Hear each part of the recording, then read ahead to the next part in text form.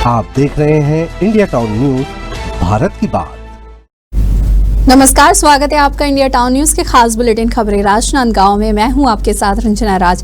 Bulletin की शुरुआत करने से पहले एक नजर आज की हेडलाइंस पर। राजनांदगांव में लगातार बिगड़ती ट्रैफिक व्यवस्था को लेकर किया गया मंथन। सुधार के लिए बनाई गई योजना। 4 व्हीकल की एंट्री पर लग सकता है प्रतिबंध। खैरागढ़ में भाजपा की कार्यशाला का हुआ आयोजन। संकल्प से सिद्धि तक अभियान की हुई शुरुआत। केंद्र सरकार की उपलब्धियों पर भाजपा ने भरी हुंकार। बदलते पर्यावरण के बीच जागरूकता की पेश की गई मिसाल। राजनांदगांव के अमृत फुलवारी गार्डन में किया गया वृक्षारोपण का आयोजन। महापौर मधुसूदन यादव सहित जनप्रतिनिधियों ने लिया हिस्सा। छुई खदान पुलिस की बड़ी कार्रवाई। अवैध गांजा बिक्री करते 2 आरोपियों को किया गिरफ्तार। एनडीपीएस एक्ट के तहत मामला किया गया दर्ज।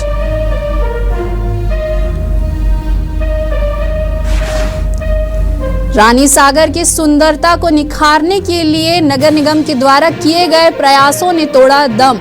लाखों रुपए खर्च कर बनाई गई बाउंड्री वॉल की उखड़ी पेंटिंग। जिम्मेदारों की लापरवाही सवाल। हेडलाइन के बाद अब खबरें विस्तार से।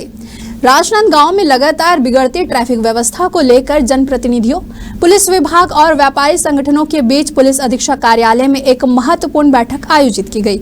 वहीं बैठक में पुलिस अधीक्षक समेत अन्य वरिष्ठ अधिकारी, जनप्रतिनिधि और स्थानीय व्यापारी वर्ग शामिल हुए।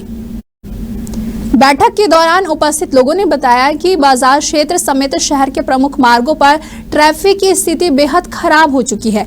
लोग मनमाने ढंग से गाड़ियों की पार्किंग कर रहे हैं, जिससे जाम की स्थिति बनी रहती है। सबसे बड़ी समस्या यह है कि बाजार में के भीतर 4 व्हीकल वाहन बेधड़क प्रवेश कर रहे हैं, जिससे पैदल चलने वालों को भारी परेशानियों का सामना करना पड़ता है।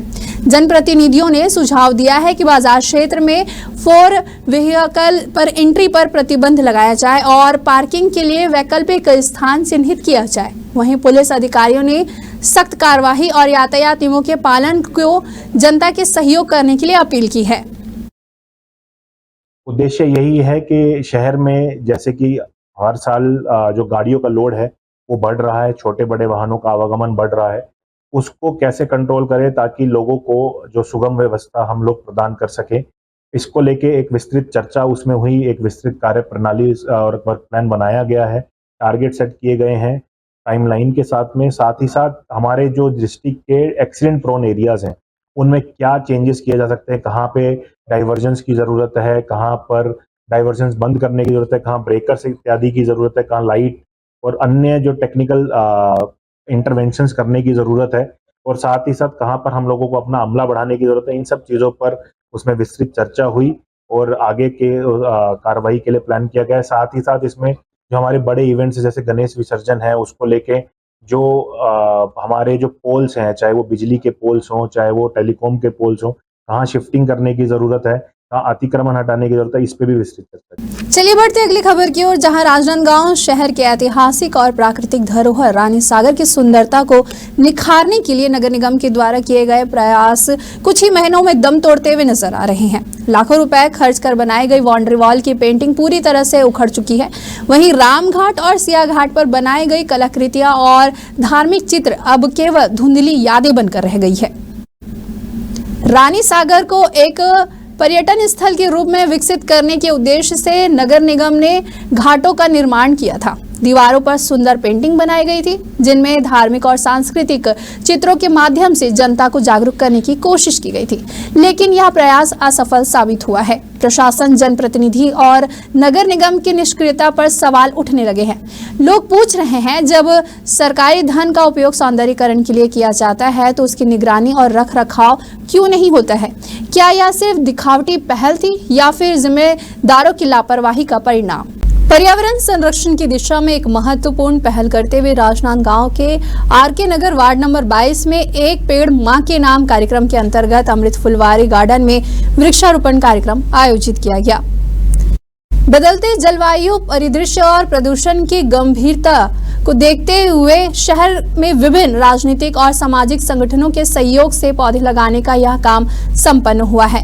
कार्यक्रम में महापौर मधुसूदन यादव सहित स्टेडियम वार्ड और अन्य जनप्रतिनिधियों की उपस्थिति रही।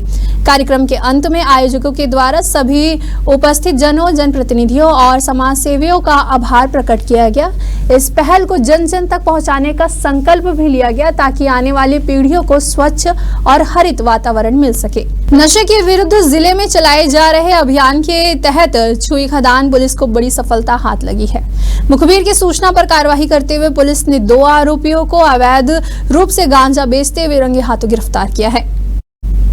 छुई खदान पुलिस टीम ने वार्ड क्रमांक 9 कनक नगर में दबिश दी। इस दौरान राजेश चंद्राकर को 145 ग्राम गांजे के साथ गिरफ्तार किया है। वहीं राजेश वैष्णव को 125 ग्राम गांजे के साथ बिक्री करते हुए पकड़ा है। पुलिस अधीक्षक के निर्देश पर चलाए जा रहे नशा विरोधी अभियान के तहत यह कार्रवाई की गई है। वहीं छुई खदान थाना प्रभारी ने बताया कि क्षेत्र में नशे के सौदागरों के खिलाफ पुलिस की सख्ती आगे भी जारी रहेगी। वक्त हो चुका है एक छोटे से ब्रेक का। खबरें और भी है, बने रहिए इंडिया टाउन न्यूज के साथ। अब खबर आपकी उंगलियों पर, हर खबर पर हमारा नजरिया।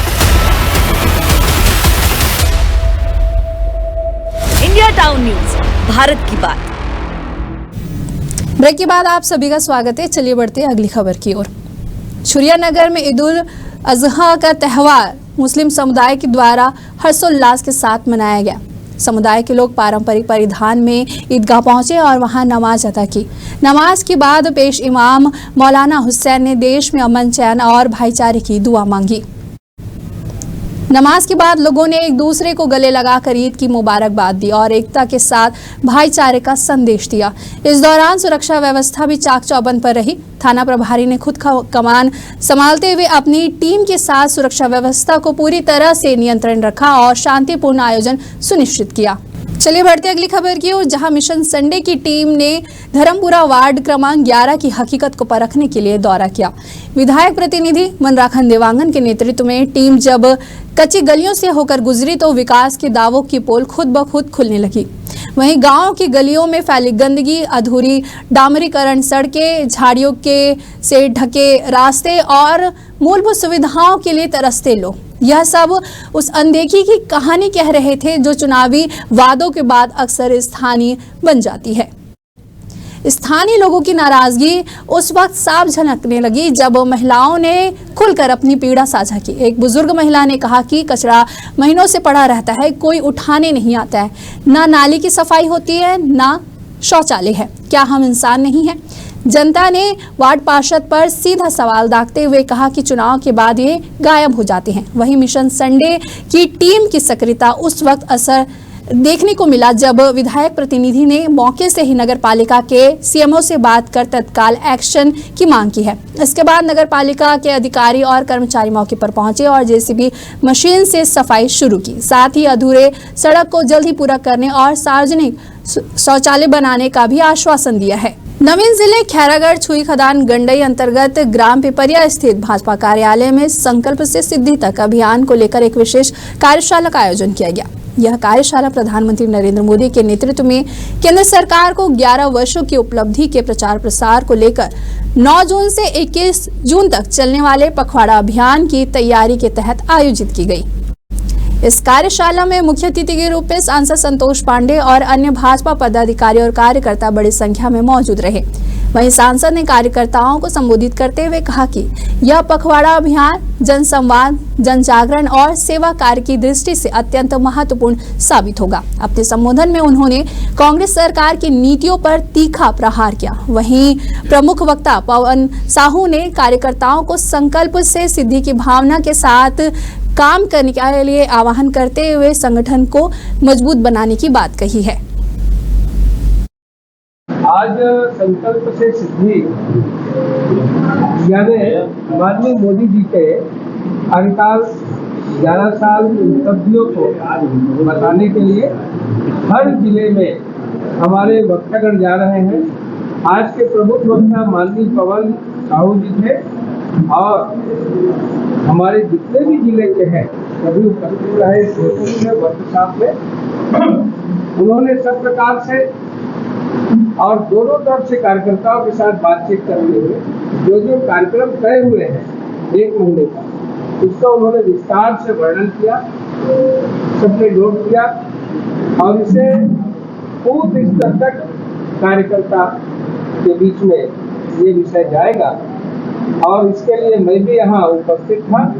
माननीय मोदी जी ने अभी जो ऑपरेशन सिंदूर किया, गलवान के जो हमारा शौर्य था, जो हमारा उन्हीं की घटना में पराक्रम था, जो घटना में पराक्रम के बाद हुआ, तो सारे विषयों का, चाहे सीमा पर हो, चाहे आंतरिक आतंकवाद छत्तीसगढ़ के अंदर हो, माननीय गृह मंत्री और मोदी जी ने जो काम किए हैं, सबका विस्तार के साथ सबके सामने प्रस्तुत किया गया और इसे कार्यकर्ताओं तक। अचानक आई तेज आंधी और तूफान के झोंकों ने राजनांदगांव शहर की व्यवस्था को ही हिलाकर रख दिया। शहर के कई रास्तों पर पेड़ गिरने से आवाजाही पूरी तरह से बाधित हो गई, जिससे राहगीरों को भारी परेशानियों का सामना करना पड़ा। ऐसा ही एक दृश्य दिग्विजय महाविद्यालय से चौपाटी की ओर जाने वाले मार्ग पर देखने को मिला, जहां तेज हवा के कारण 2 पेड़ जड़ से उखड़कर सड़क पर आ गिरे। इससे न केवल यातायात प्रभावित हुआ, बल्कि इस रास्ते से गुजरने वाले आम नागरिकों को भी भारी दिक्कतों का सामना करना पड़ा। एक पेड़ तो ऐसा भी था जिसमें स्ट्रीट लाइट के पोल से जुड़े तार झूलते हुए नजर आए, लेकिन जिम्मेदार विभाग बेखबर रहे। दरअसल रविवार को शासकीय कार्यालय बंद रहते हैं, मगर इस परेशानी के बावजूद नगर निगम की कोई भी प्रतिक्रिया या तत्परता देखने को नहीं मिली है। हमारे खास बुलेटिन में फिलहाल इतना ही। मुझे दीजिए इजाजत। नमस्कार। आप देख रहे हैं इंडिया टाउन न्यूज, भारत की बात।